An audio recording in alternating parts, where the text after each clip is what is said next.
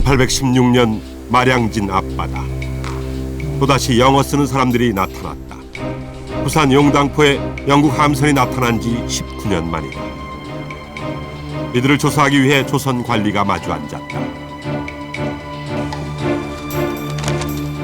말이 통하지 않아 영국 함장이 서서 건넨 문장. 당신들의 말을 한마디도 알아들을 수 없다. 조선 땅에 전해진 최초의 영어 문구였다.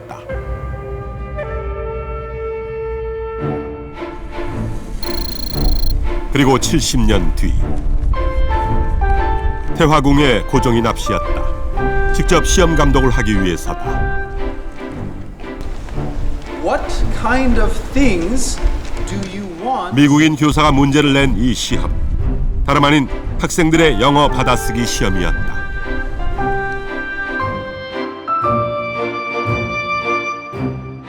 다시 30년 뒤 조선 사회에는 영어 열풍이 한창이었다. 신문에는 영어 관련 광고와 기사들이 넘쳐났고 사람들은 지위 고하를 막론하고 영어에 달려들었다. 일제강점기 때는 발음이 엉망인 일본인 영어 교사를 바꿔달라며 학생들이 수업 거부까지 벌였다.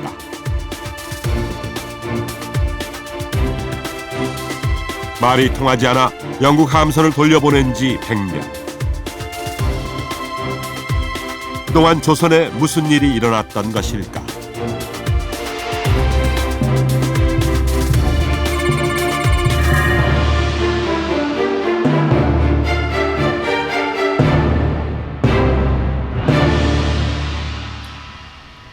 우리가 영어 사교육에 들이는 비용은 연간 15조 원.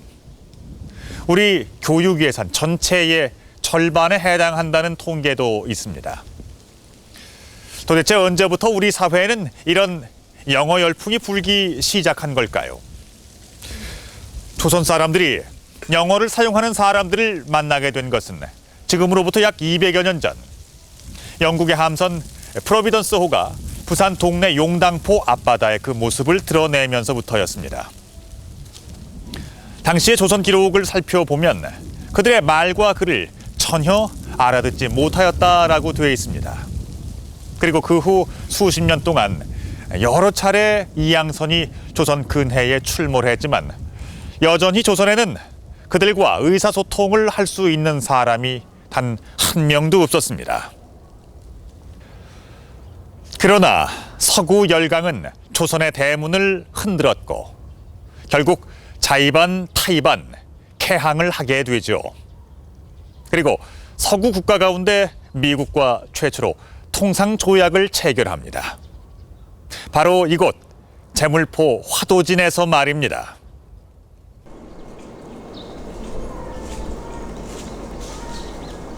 제물포 화도진 언덕에는 기념비가 하나 세워져 있다. 조선이 최초로 서양 국가와 통상조약을 맺었던 자리를 기념하는 것이다. 조선이 굳게 닫았던 빗장을 열었던 그 첫 상대. 주인공은 바로 미국이었다. 1882년 5월 22일 화도진 언덕 위에 세워진 임시 천막에 조선과 미국의 대표가 마주 앉았다. 조선이 서양 국가와 처음 조약을 맺는 자리. 조선 대표로는 신헌과 김홍집이 나왔고 미국 대표로는 슈펠트가 마주 앉았다. 탁자에는 성조기와 급조된 태극 도형기가 놓였다. 그런데 조선과 미국이 조약을 맺는 이 자리에 의외의 인물이 있었다. 중국인 마젠주. 그는 통역이었다. 오랜 동안 조선이란 나라는 외국인, 특히 중국이나 일본 혹은 몽골 같은 그 4대 체제 이외에 다른 서양 나라와 소통을 하거나 교육을 하거나 이런 거는 국금, 나라에서 엄금하는 그런 상황이었거든요. 그 외국인과 접할 기회가 없었던 거죠. 그러니까 당연히 서양어를 할 줄 아는 사람은 한 명도 없었던 것이고. 청나라는 조미조약을 위해 마젠중을 파견해 주었다. 그는 국제법을 전공한 인물로 조선을 대신해 통상조약 초안을 작성했다.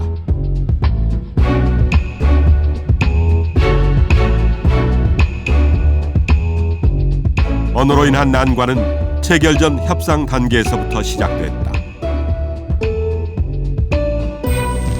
영어를 모르니 중국인 통역을 가운데 두고 간접적인 협상을 할 수밖에 없었다. 필담으로 우리의 의견을 적으면 중국 측 담당자와 통역을 거쳐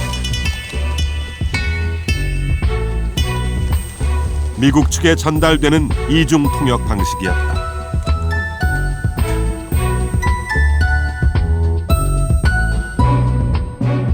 양국은 일단 조약을 체결하고 5년 뒤 말이 통하면 조약을 조정하기로 했다.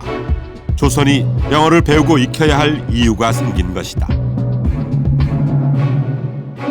그 당시에 그 영어 자체를 몰라서 그 청나라의 도움을 받았다. 이것이 굉장히 큰 타격이 됐을 거예요. 조선으로서는 그 외교 그 조약을 맺으면서 스스로 무슨 그 교섭을 못했으니까.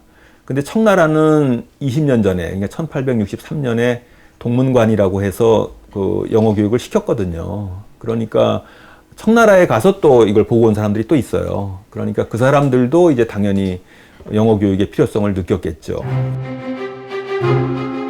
조약이 체결된 뒤 고종은 미국의 외교 사절단을 파견한다. 이것이 최초의 미국 견문 시찰단 보빙사다. 보빙사는 영어를 못했지만 홍영식, 민영익, 육일준 등 일본과 중국에서 유학한 최고의 엘리트들이었다. 보빙사는 1883년 7월 16일 제물포를 출발해 일본 요코하마를 거쳐 샌프란시스코에 도착한 뒤 다시 기차로 대륙을 횡단해 2달 만에 뉴욕에 도착했다.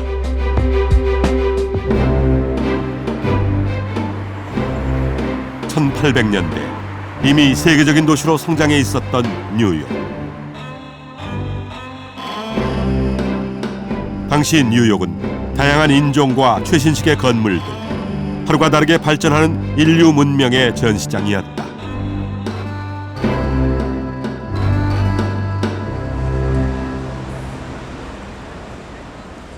당시 미국 사람들의 눈에 은둔의 나라에서 온 동양인 사절단은 어떻게 비추어졌을까?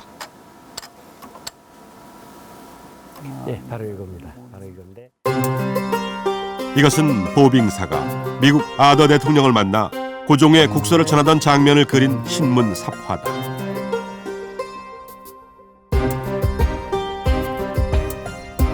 갓쓰고 도포 입은 보빙사들의 옷차림과 인사법은 미국인들에게 큰 관심을 끌었다.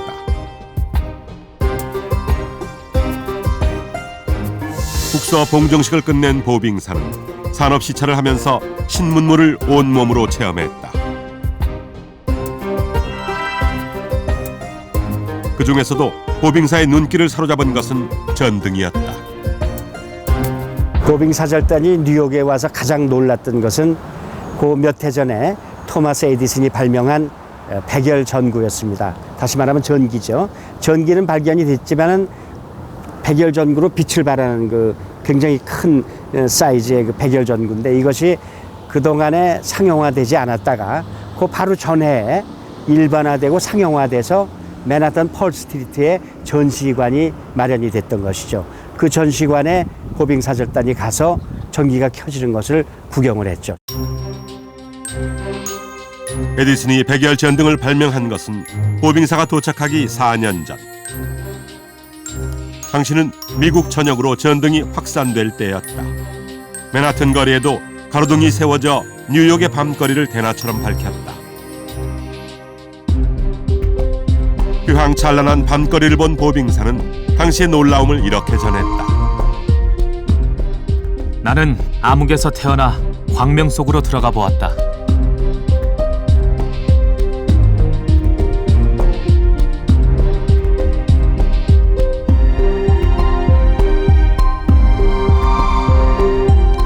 우리는 인간의 힘이 아니라 마귀의 힘으로 불이 켜진다고 생각했다.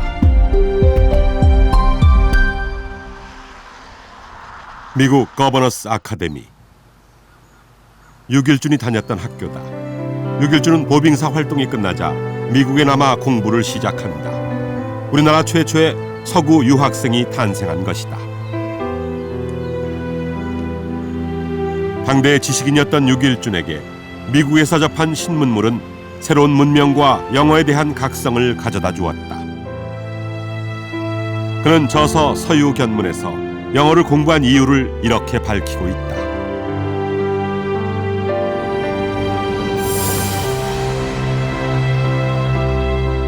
그 나라의 사물을 알려고 하면 그 나라의 글자를 알지 못하고서는 불가능하며 그 글자를 알려면 그 말을 배우지 않고는 안 될 것이다.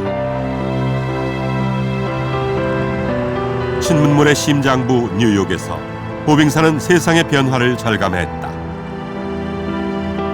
이제 영어가 필수 조건이라는 것도 깨달았다. 이후 보빙사의 주요 인물들은 영어를 배우고 전하는 영어 1세대가 된다. 보빙사가 직접 눈으로 확인한 신문물은 경이로움 그 자체였습니다. 하루빨리 서양 문물을 배워야 살아남을 수 있다는 각성을 하게 됐고, 그를 위해서는 영어가 필요했습니다. 실제로도 문이 열린 조선의 항구를 통해서 많은 서양인들과 서양 물건들이 물밀듯 들어오기 시작했고, 그들과의 소통을 위해서도 역시 영어는 절실했습니다. 당연히 영어를 가르치고 배울 곳이 필요해졌습니다. 그러자 고종은 의욕적으로 국가적인 차원의 영어 교육기관을 만드는데요. 바로 이곳에 세워졌던 공립영어학교 유경공원입니다. 최초의 왕립 영어학교였던 유경공원은 어떻게 만들어졌고 또 어떻게 운영됐을까? 규장각에 보관된 유경공원 등록에 학교 설립 취지와 운영 방식이 세세하게 기록돼 있다. 그 첫머리는 가장 시급한 것이 외국어 교육이라는 각성이다. 고종으로 봐서는 요새 말로 올인 한 겁니다. 다 걸기를 한 거죠. 하니까는 영어라는 것이 거의 이제 필수의 도구가 된 겁니다. 이거는 정부뿐만 아니라 그 관리 또 국민에게서도 영어를 도구로 해서 이 큰 열강의 세력 다툼 안에서 한국의 안전지대를 설정해 보자, 상당히 큰 구상으로 이 학교를 만든 겁니다. 유경공원은 첫해 35명을 시작해 8년 동안 112명의 학생을 입학시킨다. 선발 대상은 관리 중에서 뽑는 좌원과 명문가들의 선비 중에서 뽑는 우원으로 나누었다. 신식 교육기관답게 교실에는 최초로 교단과 흑판이 설치됐다.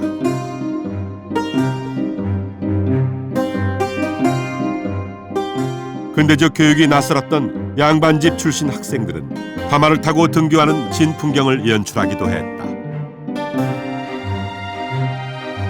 고종의 요청으로 미국 정부가 발탁해 보내준 교사 3명은 모두 인류대 출신의 엘리트였다. 유경공원은 영어 외에도 사회, 지리, 과학 등 근대적 과목들을 가르쳤다. 교과서는 모두 영어로 되어 있었고 수업은 미국인 교사가 영어로 진행했다. 그 시대의 최고 엘리트를 외국인 교사를 불러서 가르친다 할 때는 굉장히 혁명적인 겁니다. 그러니까 물론 이제 가르치는 과목이 지리라든지 또는 사회라든지 또는 국방이라든지 정부의 운영 등 소위 그 당시에 이제 서양 근대 지식이긴 합니다만 이런 지식에 숙달된 외국인을 고용에 데려들어서 학교를 운영한다. 이건 혁명적인 생각입니다.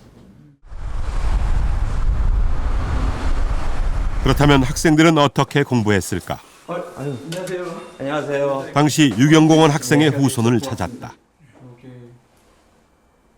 경북 예천에서 과거 준비를 하던 선비였던 장봉환은 1888년 유경공원에 입학했다. 20세 때 서울에 계신 아버님을 만나러 상경을 하셨는데 그 당시에 아버님의 그 소개로 민상어분이라는 분을 만나셨는데요. 민상어분이라는 분이 일찌감치 국제적으로 이제 또 유학도 갔다 오시고 서양 문물을 금방 많이 이제 습득한 분인데 그분하고 연배도 비슷하고 그분한테 많은 것을 이제 얘기를 듣고 아 이렇게 새로운 세상이 있구나 아시고 제 제목이 당시 장봉환이 유경공원에서 썼던 교과서 더 시티즌 리더다. 영국의 시민들이 학생의 그 도장 첫 장에 영어로 장봉환의 도장이 찍혀 있다. 도장을 찍고 책 내용은 오늘날 사회 교과에 해당하는 것이다.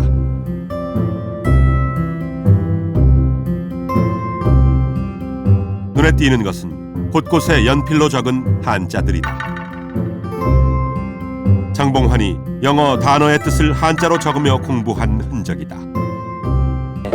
우리나라의 그 여권으로 알고 있습니다. 장봉환은 유경공원에 입학하고 5년 뒤 1893년 주미공사관으로 파견된다. 워싱턴에 근무하러 가실 때 여권 넘버가 패스포트 31번 성함 써 있고 그다음에 그 영어로 서울 코리아가 C로 표기되어 있네요. 그리고 1893년 3월 12일 날 발급된 여권입니다.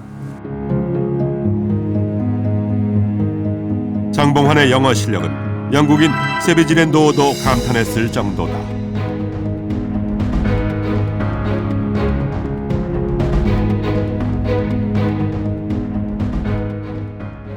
이분이 공부를 좀 잘하셨는지 고종의 아드님 그 왕자하고 같이 공부를 하게 궁궐로 한 1년 정도는 공부 친구로 또 유경공원에서 발탁이 돼서 공부를 하셨다고 합니다. 영어 교육에 대한 전폭적인 지원. 이것은 고종이 있어 가능했다. 고종은 유경공원 학생들의 시험을 2번이나 직접 감독할 만큼 영어 교육과 유경공원에 관심이 많았다.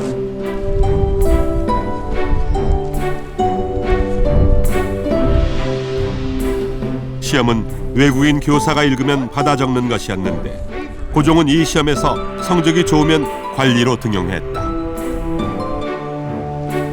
이런 왕의 기대와 후원에 빠르게 영어를 습득하는 학생들이 생겨났다.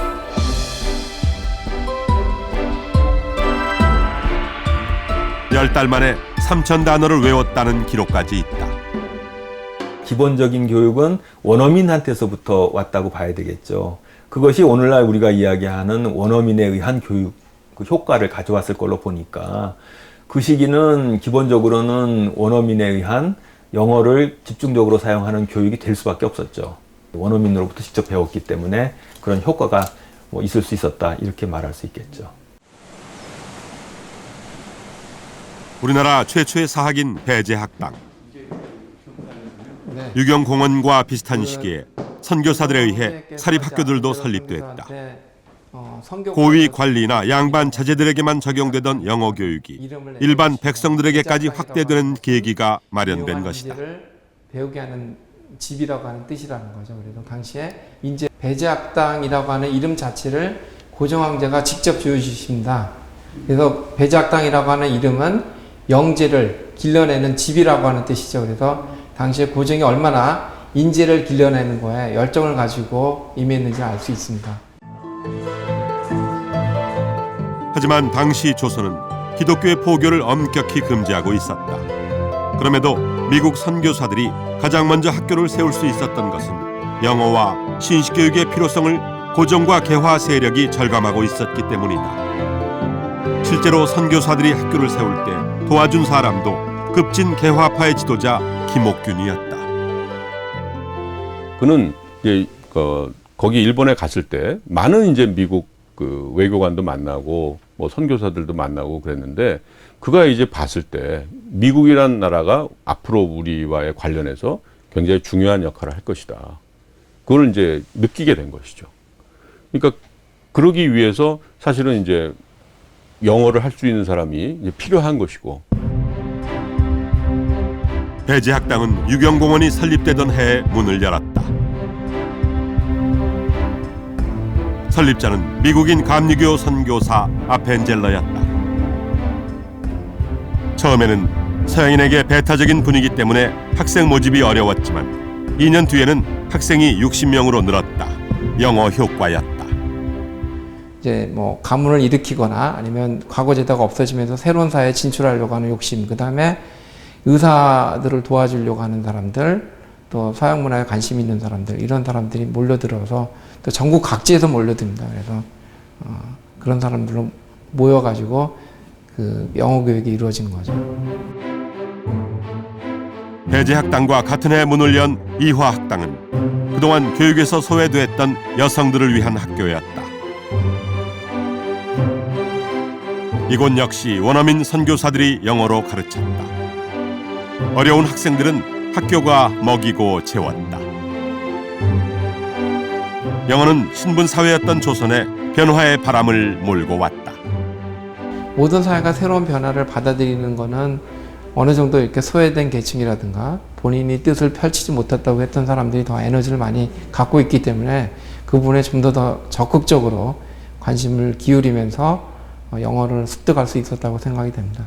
그렇게 본다면 뭐 이제 그 어려운 사람들이 오히려 더 영어 공부라든가 이런 새로운 선진화된 교육을 받을 수 있는 계기가 마련된 거라고 볼 수 있습니다. 영어 교육에 대한 열망은 서민에게까지 옮겨 붙었다. 그 한 예가 아학편이다.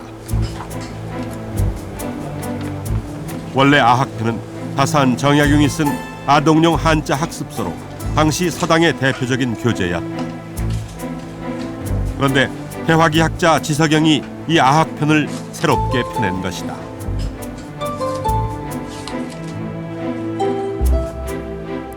지석영의 아학편에는 한자마다 이에 해당하는 영어 발음이 한글로 적혀 있다. 물론 표기된 영어 발음은 부족한 수준이다. 하지만 지금으로 따지면 영어 조기교육 열풍이 불기 시작된 것이다. 영어에 대한 관심이 늘자 영어를 가르치는 곳도 늘었다. 조선인들의 영어 실력도 일취월장하기 시작했다. 영어의 시대가 도래한 것이다. 사람들은 성별과 신분, 나이에 상관없이 영어를 배우기 시작했고 영어는 순식간에 조선 사회 전반에 번져나갔습니다. 이화나 배제 같은 정식 학교 외에도 곳곳에서 사설 영어 강좌가 열렸고 그 강좌마다 모두 인산인해를 이루었습니다. 심지어 고종의 황태자도 독선생을 붙여서 영어를 공부할 정도였으니까요. 자, 그렇다면 과연 조선 사람들은 왜 그토록 영어를 배우고자 했던 걸까요? 조선 사회에 들불처럼 번져갔던 영어 열풍에는 다 그럴 만한 사정이 있었습니다.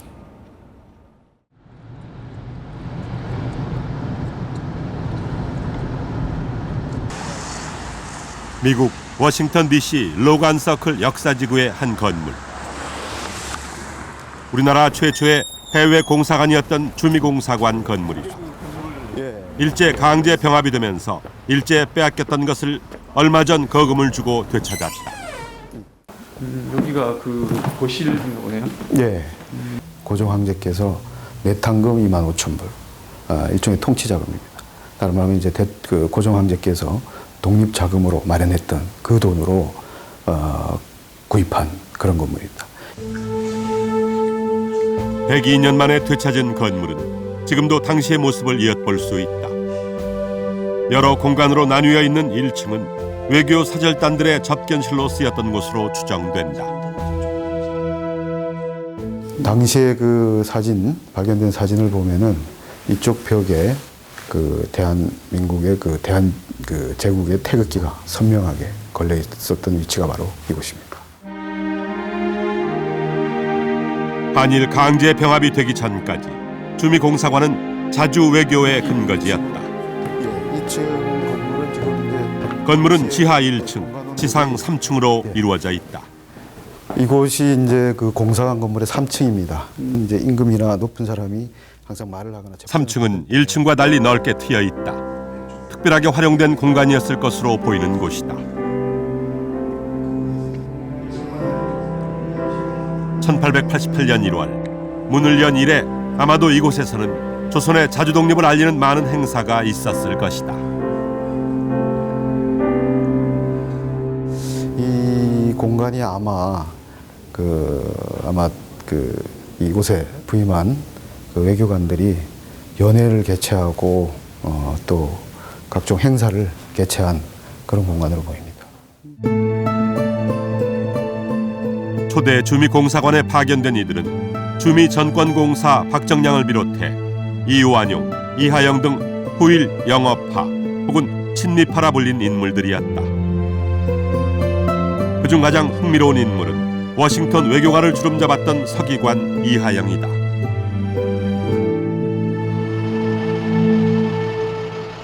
워싱턴 국립문서보관소. 이곳에서 당시 주미공사관의 외교 문서들을 찾을 수 있었다. 그런데 외교 문서 상당량이 한 사람의 이름으로 작성돼 있다. 서기관 이하영이다.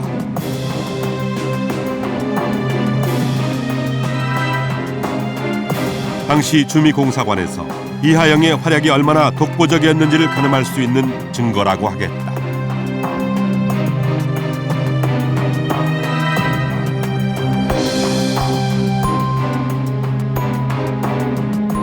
그는 1886년 외아문 주사라는 말단 벼슬로 시작해 1904년 외부 대신에 오르기까지 초고속으로 승진한 인물이다. 등재 대신, 즉 사다리를 타고 오르는 대신이라는 별칭이 붙었을 정도다.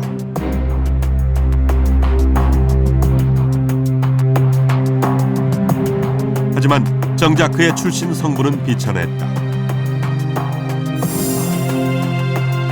훗날 윤치호는 그가 부산에서 찹쌀떡 장수로 인생의 첫 발을 내딛었다고 회고했다. 찹쌀떡 해상을 했었다 어렸을 때라는 기억도 있고요. 통도사에서 동자승을 한 적도 있었다. 먹고 살 게 없어서 그런 기록도 남아 있습니다. 근데 뭐 입증을 할 만한 그런 기록이라고 보이지는 않고요. 확실한 것은 그 알렌과 만나기 이전에 이하영은 지극히 평범한 그 개항장에서 장사를 하던 장사꾼이었다라고 볼 수 있겠죠. 이하영의 출세 배경에는 영어가 있었다. 우연한 기회에 알렌과 만나 영어를 배운 그는 알렌의 통역이 됐다. 알렌이 고종의 주치의가 되자 이하영도 궁궐에 출입하게 됐고, 궁궐에 출입하자니 벼슬이 필요했다. 고종은 이하영에게 외아문 주사라는 말단 벼슬을 내렸다. 조선 사회에서 보기 힘든 신분 상승이었다. 뛰어난 영어 실력으로 고종의 신임도 두터웠다. 주미공사관에 있을 때 미국과의 200만 달러 차관 협상을 도맡아 했다. 조선 왕조 500년을 통틀어 보자 보면 장사꾼 출신 중에서 대신까지 올랐다라고 하는 것은 굉장히 이례적인 사람이었다라고 볼 수 있습니다. 그리고 그렇게 오를 수 있었던 것이 어떤 정치적 비호 세력이 있었던 것도 아니고, 오로지 새로운 시대가 요구하는 그 기술, 전문적인 기술이라고 볼 수 있는 영어를 할 줄 알았다라고 하는 부분, 그게 굉장히 유효했을 거라고 생각이 됩니다. 이화학당 초기, 학생을 구하지 못하고 있던 어느 날 첫 학생이 찾아왔다.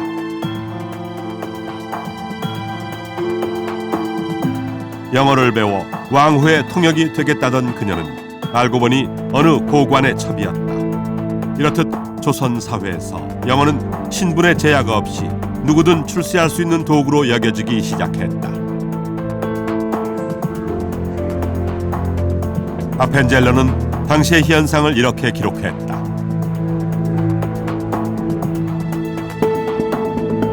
조선에서는 영어 공부열이 대단히 높다. 영어에 대한 지식이 조금만 있어도 더 높은 지위를 얻는 것은 예나 지금이나 마찬가지다. 조선 사람에게 왜 영어 공부를 하냐고 물으면 변함없이 출세하기 위해라고 대답한다.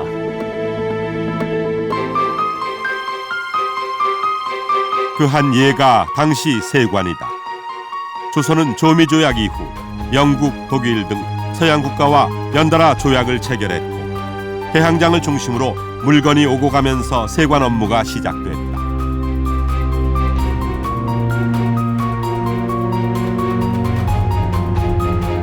하지만 조미 조약 당시 영어를 할 줄 아는 사람 하나 없던 조선이었다.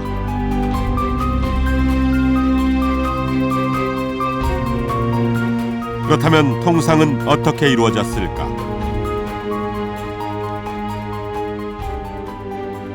관세박물관에서 당시의 기록들을 확인해 보았다. 보시다시피 세관에서 사용하던 공식 언어가 영어로 돼 있다 보니까 모든 문서들이 이렇게 영어로 작성돼서 보고가 되고 또 영어로 된 언어 문서로 지시가 이루어지고 그랬습니다. 당시 통상 경험도 영어 통역도 없던 조선은 외국 관리들을 초빙해 세관을 꾸릴 수밖에 없었다. 그리고 이들과 의사소통을 할 수 있는 영어를 한마디라도 하는 조선인들의 몸값은 그야말로 금값이었다. 물론 외국인 세관장급들은 50배가량 받는 사람들도 계셨겠지만 저희 조선인들은 주로 하급 세관으로 근무를 했기 때문에 5배에서 10배를 받았습니다.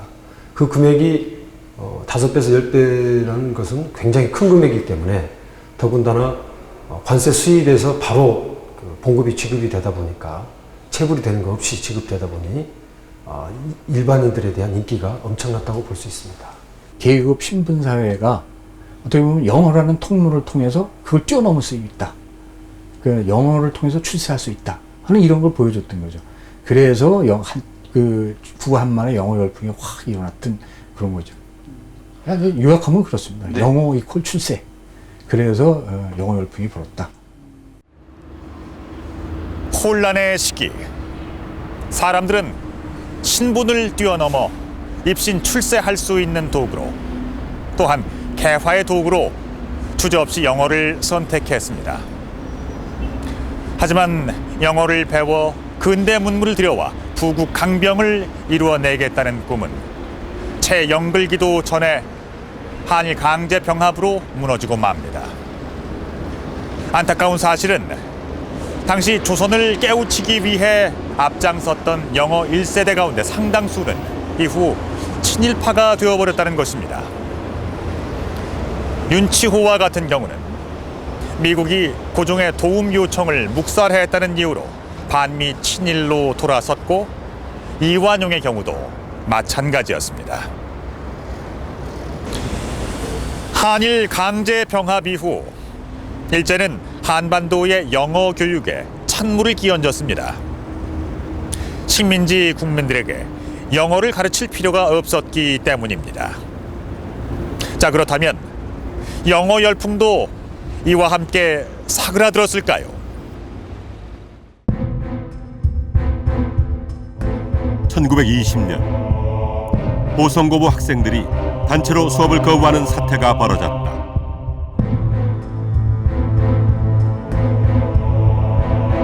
이유는 발음이 엉터리인 일본인 영어 교사를 발음이 좋은 조선인으로 바꿔달라는 것이었다.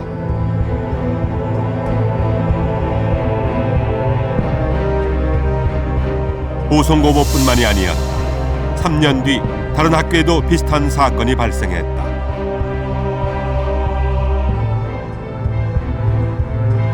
일제강점기 이런 사건은 심심치 않게 벌어졌다. 도대체 왜 이런 일이 벌어졌던 것일까? 그 배경에는 일제의 교육 정책이 있다. 일제는 영어 수업을 대폭 줄이고 교사는 일본어에 능통한 자라야 한다고 못 박았다.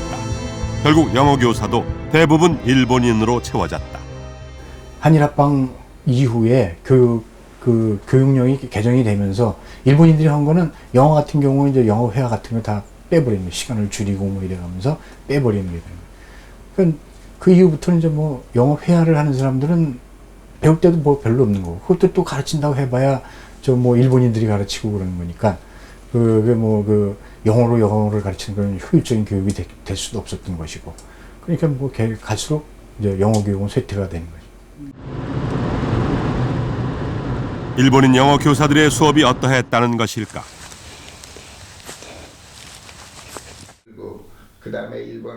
미국 코네티컷에 살고 있는 김일평 교수. 일제 강점기 때 학교에 다닌 그는 당시의 영어 수업을 이렇게 기억하고 있다.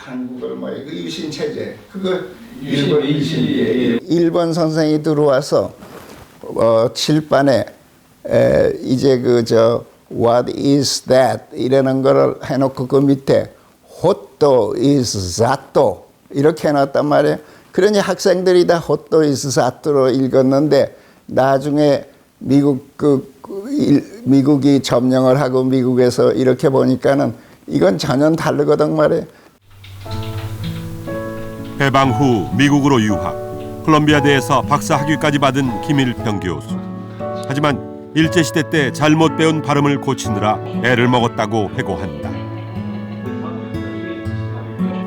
다시 배우기 시작한 거는 이제 미군들이 들어와서 미군들이 그렇게 하는 게 아니라 호또 is zat도가 아니라 what is that 이렇게 하는데 그 발음을 고치는데 상당히 시간이 걸렸죠.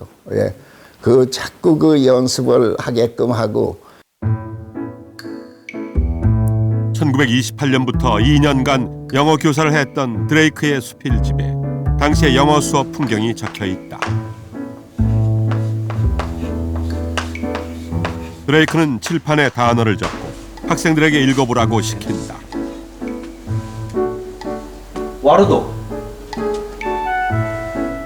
올림픽구. 하지만 드레이크는 학생들의 발음을 전혀 알아들을 수 없었다. 그들의 발음은 워낙 독특해서 난 알아들을 수도 없었다. 내가 영국에선 그것을 이렇게 발음해요라고 정확한 발음을 가르쳐주면 그들에게는 너무 우스꽝스럽게 들렸기 때문에 폭소를 자아냈다. 일본 사람들이 조선 사람들의 영어 교육을 그들의 번역 중심 교육으로 했다는 것이 우리나라 영어 교육에 아주 가장 큰 장애를 일으켰다고 봅니다. 그러니까 아까 조금 말씀드린 것처럼 우리의 외국어 교육 전통이 유지가 됐다면 훌륭한 영어 교사들이 양성이 되고 이 사람들이 가르쳤다면 말 중심 영어 우리가 말하는 말하기 중심의 영어 교육이 이미 구한말 20세기 초를 이어서 계속 이루어졌을 텐데 이것이 제일 아쉽죠. 하지만 영어 열풍은 전혀 다른 곳에서 다른 형태로 다시 일어났다. 입시가 생기면서 영어가 상급 학교 진학을 위한 수단으로 떠오르게 된 것이다.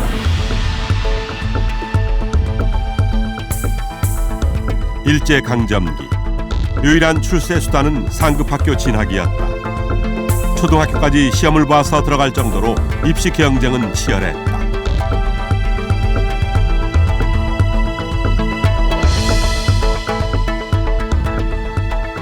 사정이 이렇다 보니 해마다 입시철이 지나면 불합격을 비관해 자살한 수험생들의 기사가 빠지지 않고 보도될 정도였다.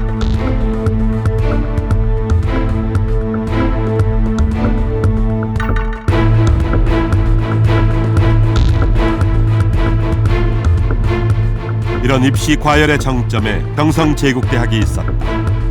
당시 한반도의 유일한 대학이었던 경성제국대학은 곧 출세로 통하는 지름길이었다.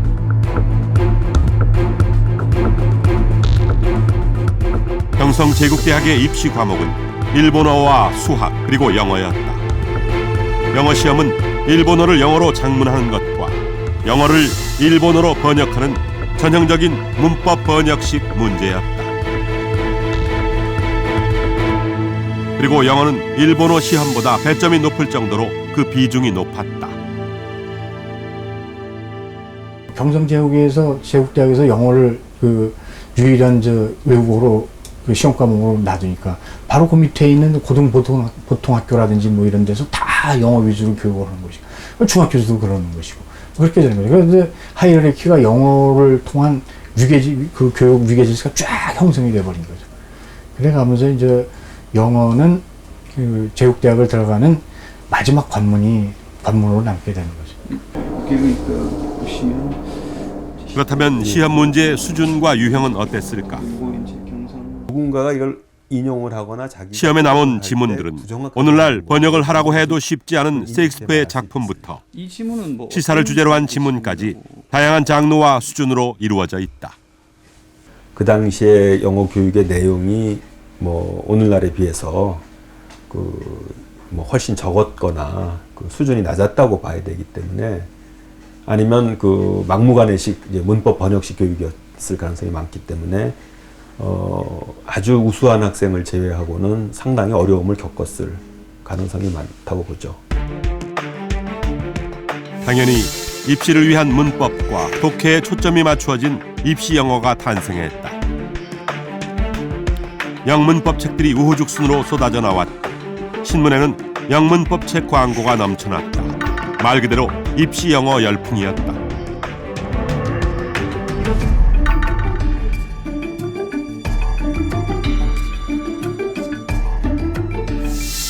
책들은 하나같이 혼자서도 할 수 있다고 강조했다. 스스로를 국보급 천재라 자칭했던 양주동. 그 역시 독학으로 영어에 입문했다. 그러나 문법책 하나에 매달려 영어를 독학하기란 쉽지 않았다. 3인칭, 세 사람이 일컫는다는 것이 대관절 무엇인가. 밤낮 며칠 동안 책을 보았으나 끝내 그 뜻을 알 수 없었다.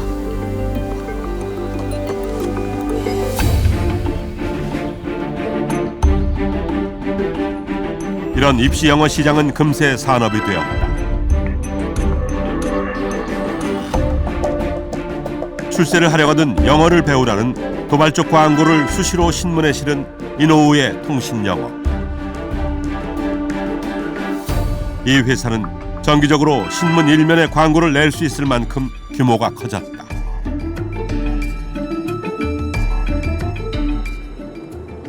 과연 어떤 회사였기에 조선에까지 연일 광고를 했을까? 관련 자료를 소장하고 있는 교수를 찾았다. これが当時の質問用紙ですけども 이노우의 통신영어는 영어 학습지를 첨삭 지도해 보내주는 일종의 우편 학습지 회사였다.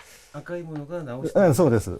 生徒が黒で書いて、それで SP レコードというのは 이 회사가 인기를 끈 또 하나의 이유는 축음기가 보급되자 빠르게 레코드를 영어 교육 교재로 활용했다는 것이다. 英語講義録の英語教育レコード。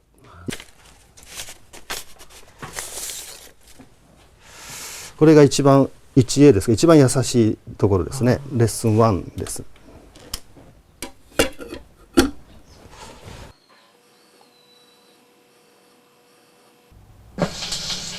Lesson 1. This is a dog. Is that a rat? Yes, that is a rat. 당시로서는 최첨단 기술을 이용한 이 영어 학습법은 큰 인기를 끌었다.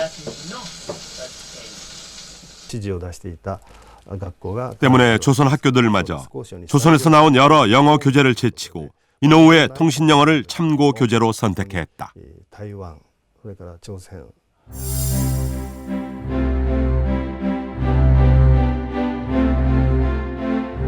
이런 인기를 바탕으로 1938년에는 회원 수가 20만 명에 이른다. 시험 영어가 산업의 경지에 이른 것이다. 井上通信英語学校は今では海外ですが、当時の朝鮮半島とかですね、台湾とか旧満州、中国東北部、樺太、こういったあたりでもたくさん受講生がいたことが確認されています。 영어 산업은 번창했지만 학생들의 삶은 고달팠다. 통신학교 교재에 실린 한 조선 학생의 기고문은 영어 공부의 애환이 고스란히 녹아있다.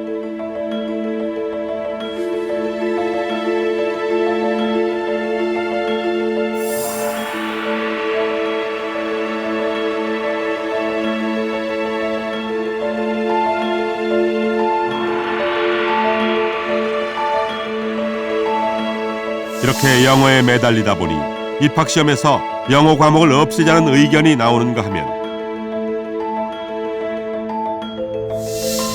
학생들의 건강을 걱정하는 개탄까지 나왔다.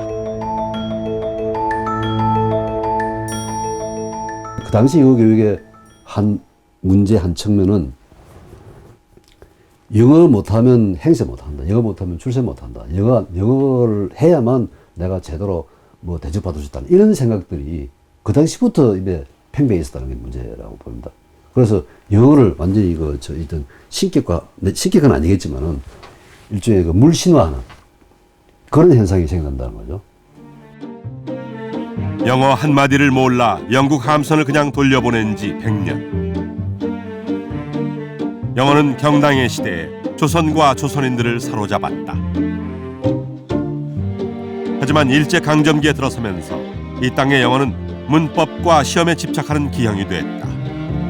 그리고 다시 100년이 지난 지금 우리는 여전히 영어 열풍 시대에 살고 있다. 개화의 도구로 시작한 영어는 출세의 도구가 되고 해방 후 미 군정의 통역 정치 하에선 친일파들이 살아남기 위한 도구가 되었습니다. 그로부터 100년이 더 지난 지금도 우리 사회에는 여전히 영어 열풍이 존재하고 있습니다. 그렇다면 우리는 왜 이토록 영어에 매달리고 있는 걸까요? 그리고 우리가 지금 하고 있는 영어 공부 방법은 과연 옳은 것일까요? 100년 전 조선 사회를 휩쓸었던 영어 열풍을 보면서 지난 100년의 역사 속에 그 해답의 실마리가 있음을 생각해 봅니다.